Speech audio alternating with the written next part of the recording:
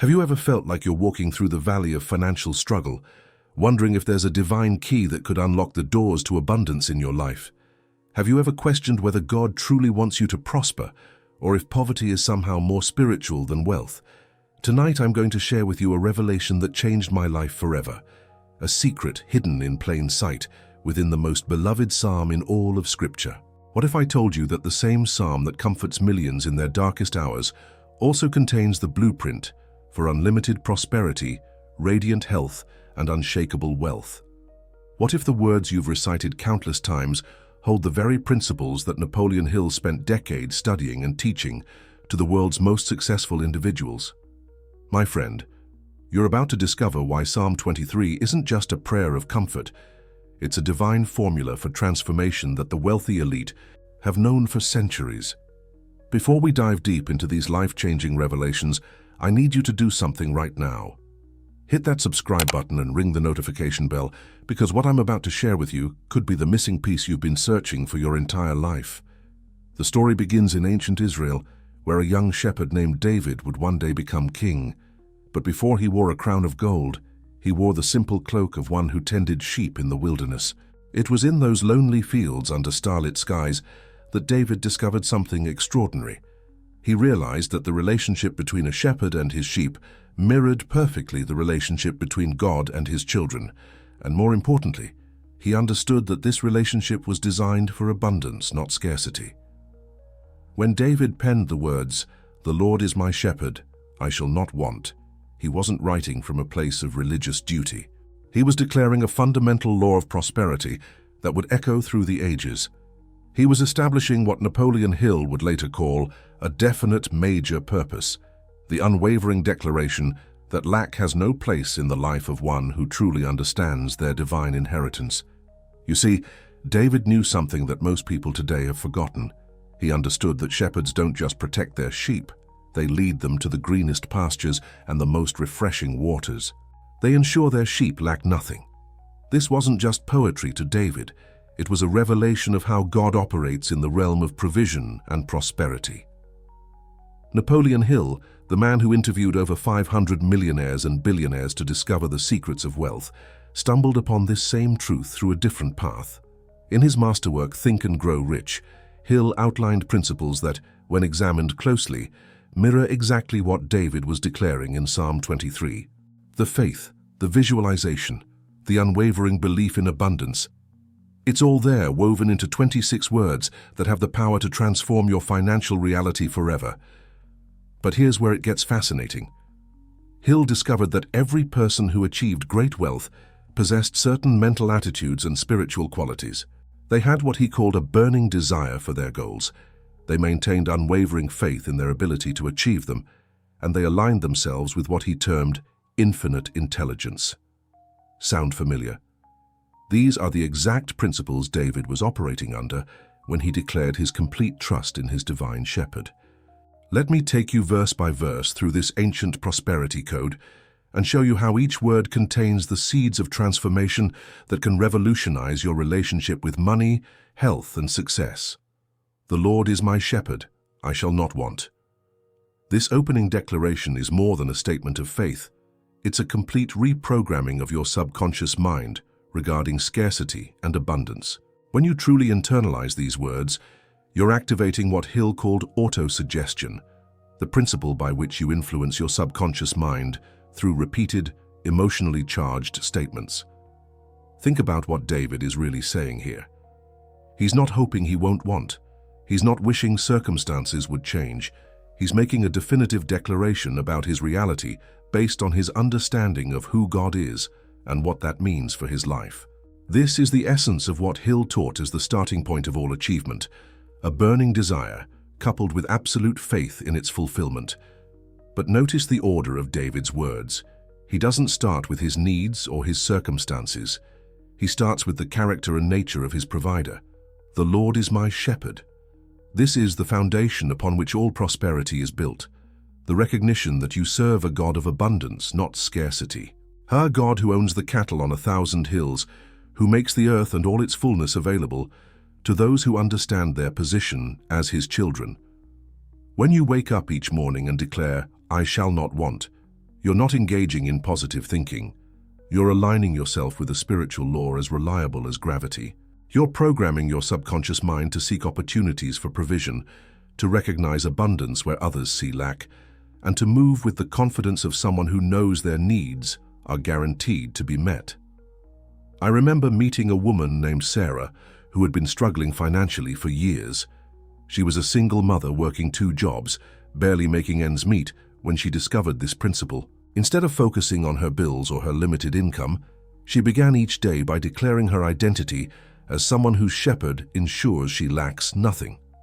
Within 6 months, she had received an unexpected promotion, discovered a talent for freelance graphic design that brought in additional income, and found herself in a financial position she had never imagined possible. But Sarah's transformation didn't happen because she simply repeated words. It happened because she began to see herself the way God sees her, as someone whose shepherd is infinitely capable of providing everything she needs. This shift in identity changed how she approached opportunities, how she presented herself in job interviews, and how she managed the resources she already had. He maketh me to lie down in green pastures. He leadeth me beside the still waters. Here David reveals the first secret of divine prosperity. God doesn't just meet your needs. He leads you to abundance. Green pastures represent more than sufficient provision. They represent flourishing, growth, and an environment where you can thrive beyond your basic requirements.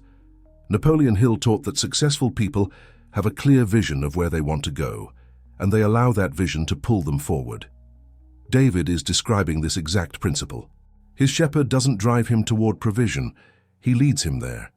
This implies willing cooperation between the sheep and the shepherd, trust in the shepherd's knowledge of where the best resources are located. The phrase green pastures in the original Hebrew suggests pastures that are fresh, tender, and full of nourishment.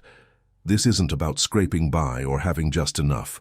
This is about being led to places of abundance where your needs are not just met, but exceeded. When you align yourself with God as your shepherd, you position yourself to be led to opportunities, relationships, and resources that others might overlook. But notice the progression. First, he makes you lie down in green pastures. Then he leads you beside still waters. Rest comes before refreshment. This is a profound principle that most people get backwards. They think they need to work themselves to exhaustion in order to earn rest and provision. David reveals that your shepherd first ensures you have a place of security and abundance, and from that place of rest, he leads you to refreshment.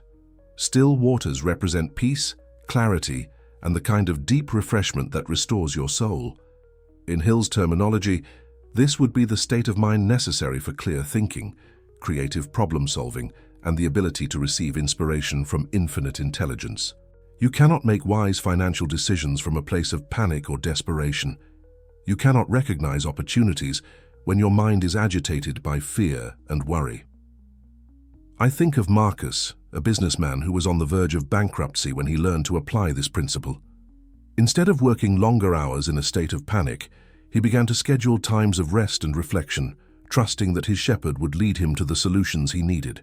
During one of these quiet moments, he received the inspiration for a new business model that not only saved his company, but multiplied his income several times over.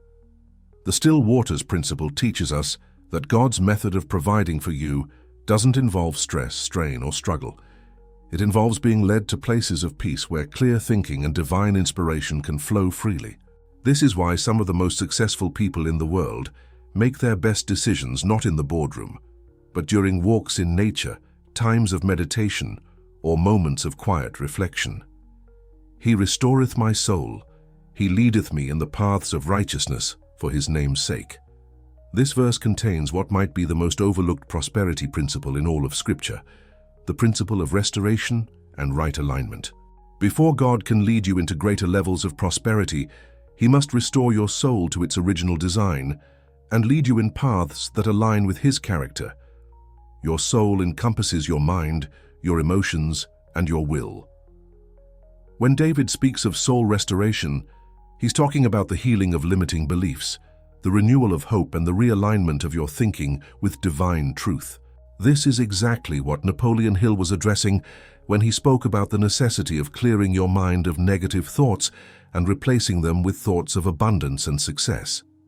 But here's the key insight: restoration comes before direction. God doesn't just point you toward prosperity, He first restores your capacity to receive it. Many people pray for more money without realizing that their souls are programmed for lack. They have deep-seated beliefs about money being evil, about poverty being more spiritual, or about their unworthiness to receive abundance. Until these soul-level issues are addressed, increased income will either elude them, or if it comes, it won't last. The paths of righteousness aren't religious rules, they're the principles of right living that naturally lead to prosperity and success. When you operate with integrity, when you provide value to others, when you handle money responsibly, and when you align your actions with divine principles, you position yourself in the flow of abundance. Hill discovered this same truth in his research. Every truly successful person he studied operated according to certain ethical principles. They understood that lasting prosperity comes not from taking advantage of others, but from providing genuine value, treating people fairly, and building wealth in ways that benefit not only themselves, but everyone they encounter.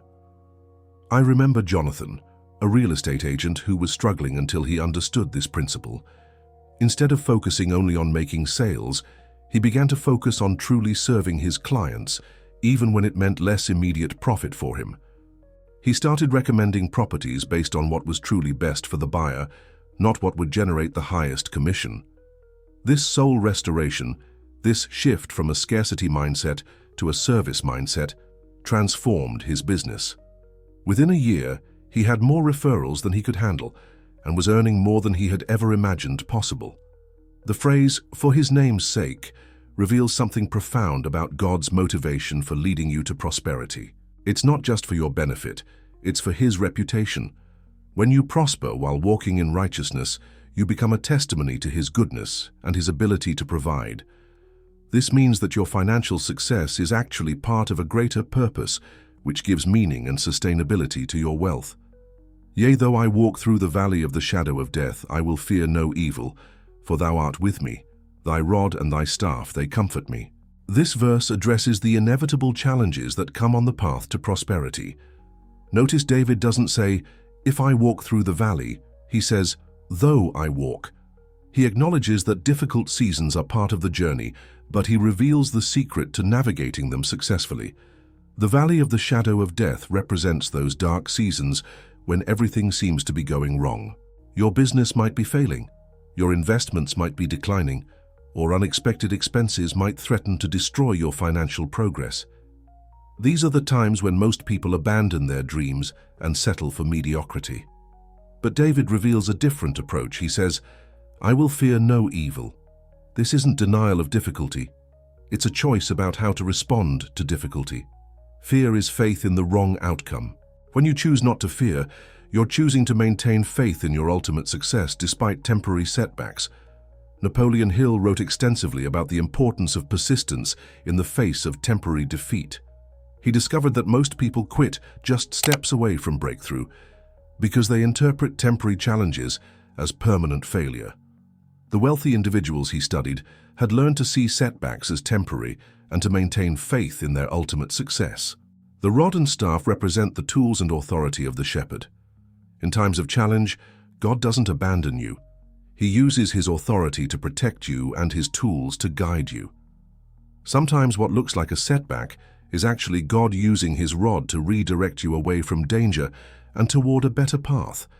I think of Rebecca, who lost her job during an economic downturn just as she was building her emergency fund.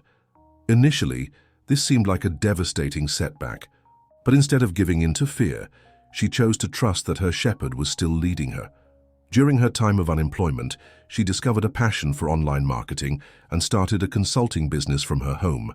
2 years later, she was earning 3 times what she had made at her previous job and had the freedom to work from anywhere in the world.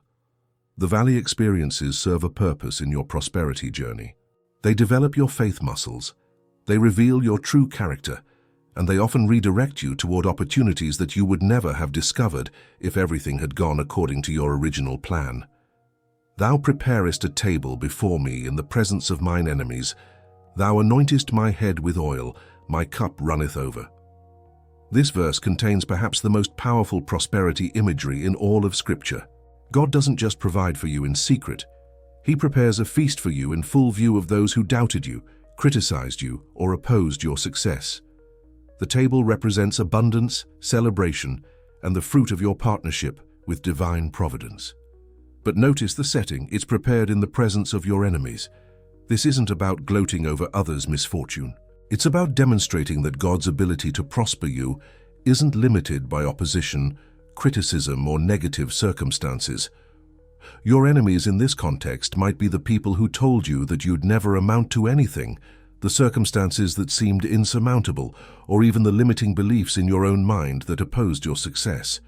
When God prepares a table of abundance in the presence of these opposing forces, He's demonstrating His supremacy over every obstacle to your prosperity. The anointing with oil represents being set apart and empowered for success. In ancient times, oil was used to anoint kings and priests, marking them for their divine calling. When your head is anointed with oil, you're being designated for a special purpose that includes material provision as a tool for accomplishing that purpose. Napoleon Hill understood this principle when he wrote about the importance of having a definite major purpose that goes beyond personal gain. The most successful people he studied weren't motivated solely by money. They were motivated by a mission that required money to accomplish. This higher purpose attracts resources and opportunities in ways that purely selfish ambition cannot. But the most striking image in this verse is the overflowing cup. This represents abundance that exceeds your needs. It's not about having just enough. It's about having more than enough, surplus that you can use to bless others and fund your greater purposes. I remember David, an entrepreneur who had struggled for years to build a successful business. He had enough to survive but never seemed to break through to true prosperity. Everything changed when he began to see his business not just as a way to make money, but as a way to solve problems and serve people. He shifted from asking, "How can I make more money?" to "How can I provide more value?" Within 18 months, his cup was overflowing, not only with financial abundance, but with the satisfaction of knowing his work was making a real difference in people's lives. The overflowing cup also represents the law of circulation. When your cup runs over, the excess naturally flows to others, creating a cycle of giving and receiving that multiplies abundance for everyone involved. This is the opposite of a scarcity mindset that hoards resources out of fear. This is abundance thinking that understands that the more you pour out in service to others, the more flows back to you. Surely goodness and mercy shall follow me all the days of my life, and I will dwell in the house of the Lord forever. This final verse is David's declaration of unwavering faith in his long-term prosperity and security. Notice he doesn't say goodness and mercy might follow him, or that he hopes they will. He says they surely shall. This is a statement of absolute certainty based on his relationship with his shepherd. The word follow suggests that goodness and mercy are pursuing you, chasing after you, seeking to overtake you with blessings. This completely reverses the common perception that you must chase after success, struggle for prosperity, or fight for abundance. David reveals that when you're properly aligned with God as your shepherd, goodness and mercy are actively pursuing you. This principle aligns perfectly with what Napoleon Hill taught about the law of attraction. When your thoughts, emotions, and actions are aligned with prosperity consciousness, you literally attract opportunities, resources, and people that contribute to your success. You stop chasing money and start attracting it. The phrase "all the days of my life" establishes the permanence of this principle. This isn't about temporary blessing or sporadic provision. This is about a lifestyle of abundance that characterizes your entire existence. When you truly understand your identity as someone whose shepherd ensures you lack nothing, prosperity becomes your natural state, not an occasional experience. Finally, David speaks of dwelling in the house of the Lord forever. This represents permanent residence in the realm of divine abundance. You're not a visitor, hoping to receive temporary blessing. You're a permanent resident of the kingdom, where your Father owns everything, and makes it all available to his children. Let me share with you the story of Patricia, a woman who discovered these principles after years of financial struggle. She had always been taught that money was somehow ungodly, that poverty was more spiritual, and that she should be content with just having her basic needs met. When she began to understand Psalm 23 as a prosperity declaration rather than just a comfort passage, everything changed. She started each day by declaring her identity as someone whose shepherd ensures she lacks nothing. She began to see opportunities instead of obstacles. She started a small home-based business selling handmade crafts, something she had always enjoyed but never considered as a source of income. As she applied the principles of green pastures and still waters, taking time for rest and reflection, she received inspiration for new product lines and marketing strategies. When challenges arose, and they did, she remembered the valley of the shadow of death and chose faith over fear. She persisted when others quit. She maintained her integrity when shortcuts were tempting. And gradually, her small craft business grew into a multi-location retail operation that provided employment for dozens of people in her community. Today, Patricia lives with an overflowing cup, using her abundance to support missions, help struggling families, and mentor other women who are discovering their potential. She often says that Psalm 23 didn't just change her finances, it changed her entire understanding of who God is and who she is in relationship to Him. But here's what I want you to understand. Patricia's story isn't unique. It's what happens when anyone truly grasps the prosperity principles hidden within Psalm 23. These aren't just religious words to comfort you in difficult times. They're a divine blueprint for abundance, a spiritual strategy for success, and a heavenly formula for prosperity that transcends anything the world offers. The secret that Napoleon Hill spent his lifetime researching, the mindset and principles that separate the wealthy from the poor, is contained right here in these ancient words. The unwavering faith, the clear vision, the persistence through challenges, the alignment with higher principles, and the expectation of abundance are all woven together in this beautiful psalm. When you combine David Shepherd's psalm with Hill's success principles, you create a powerful force for transformation that can revolutionize every area of your life. You begin to think like the successful people Hill studied. You begin to expect the kind of provision that David declared. You begin to operate from a place of abundance rather than scarcity, and that shift changes everything. The wealthy individuals that Hill interviewed understood something that most people miss. Prosperity is not about luck, circumstances, or even talent. It's about understanding and applying certain principles that govern the flow of abundance. Some learned these principles through trial and error. Others learned them from mentors or through study. But David learned them directly from the source, from the God who created the laws that govern prosperity. This is why Psalm 23 is so powerful. It's not just human wisdom about success. It's divine revelation about how God designed abundance to flow in your life. When you align yourself with these principles, you're not just applying human techniques for achievement. You're positioning yourself to receive divine provision that exceeds anything you could accomplish through human effort alone. Think about the business people, entrepreneurs and investors you know who seem to have a golden touch, who consistently make wise decisions, who always seem to be in the right place at the right time. What you're observing isn't luck. It's the result of operating according to these prosperity principles, whether they realize it or not. The difference is that now you have the roadmap. You have the complete blueprint for abundance, spelled out in 26 words, that have comforted and guided believers for thousands of years. You have the secret that connects ancient wisdom with modern prosperity teaching. You have the key that unlocks divine provision in your life. But knowledge without application is worthless. Information without transformation is merely entertainment. The question isn't whether these principles work. Thousands of years of results prove they do. The question is whether you'll apply them consistently and persistently until they become the foundation of your prosperity consciousness. Starting tomorrow morning, I want you to read Psalm 23, not as a comfort passage, but as your prosperity declaration. I want you to speak it over your finances, your business, your investments, and your career. I want you to meditate on each verse until you can feel the truth of it resonating in your spirit. When you say, "The Lord is my shepherd, I shall not want," feel the security of knowing that your provider owns everything and has committed to ensuring you lack nothing. When you declare, "He maketh me to lie down in green pastures," visualize yourself in an environment of abundance where all your needs are not just met but exceeded.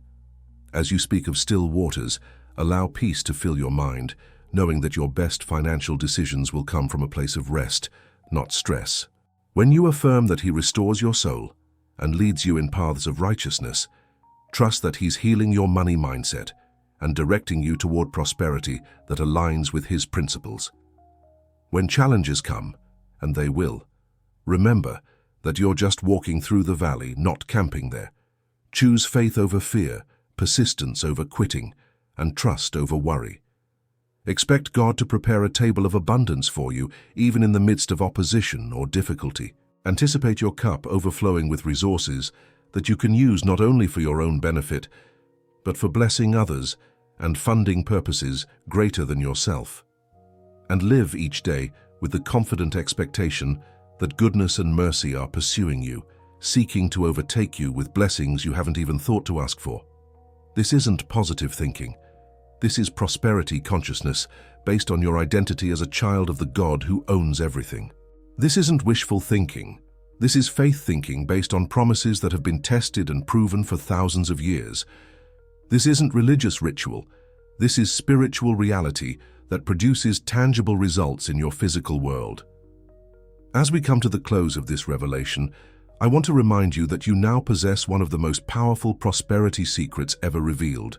You have the same wisdom that guided David from shepherd boy to king. You have the same principles that Napoleon Hill discovered in his decades of research. You have the divine blueprint for abundance that most people read but never truly understand. But with great knowledge comes great responsibility.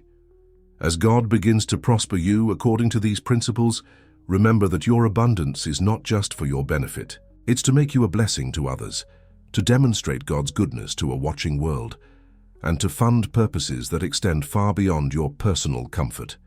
Your prosperity is meant to be a testimony to the faithfulness of your shepherd. Your success is designed to encourage others who are still struggling. Your abundance is intended to flow through you to accomplish purposes that you may not even fully understand yet. If this message has stirred something deep within your spirit, if you can feel the truth of these principles resonating in your heart, then don't let this moment pass without taking action. Hit that subscribe button right now and ring the notification bell so you'll never miss the prosperity revelations that God is downloading in these last days. Share this video with someone who needs to discover their identity as a person whose shepherd ensures they lack nothing. And here's what I want you to do right now. Write in the comments section below those 4 powerful words, "I shall not want." As you type those words, you're not just leaving a comment. You're making a declaration. You're activating a promise. You're aligning yourself with a prosperity principle that has the power to transform your financial reality forever. When you declare, "I shall not want," you're joining a chorus of believers throughout history who discovered that God's design for His children is abundance, not scarcity. You're positioning yourself to receive the provision that your heavenly shepherd has already prepared for you. You're opening your heart to possibilities that exceed your current circumstances and your past experiences. My friend, as you leave this place and return to your daily life, I want you to carry this truth with you. You are not a victim of your circumstances. You are not limited by your past. You are not destined to struggle financially. You are a child of the King, and your shepherd, the one who owns the cattle on 1,000 hills, has committed to ensuring you lack nothing. The green pastures are prepared. The still waters are waiting. The table of abundance is set. Your cup is ready to overflow, and goodness and mercy are already on their way to overtake you with blessings that will astound you. Walk boldly into your prosperous future, knowing that you carry within you the most powerful prosperity secret ever revealed. Go forth and lack nothing, for your shepherd has spoken, and his word never returns void. May the God of Abraham, Isaac, and Jacob, the same God who prospered them beyond measure, prosper you according to his riches in glory. May every word of Psalm 23 be fulfilled in your life in ways that exceed your highest expectations, And may you always remember that you shall not want, for the Lord is your shepherd, and he is faithful to provide for those who trust in him. The secret is now yours. The power is now activated. The promise is now in effect. Go forth and prosper, knowing that your abundance is guaranteed by the one who spoke the worlds into existence and who has called you his own. I shall not want, and neither shall you. This is your time, this is your season, this is your breakthrough. Receive it, believe it, and walk in it from this day forward.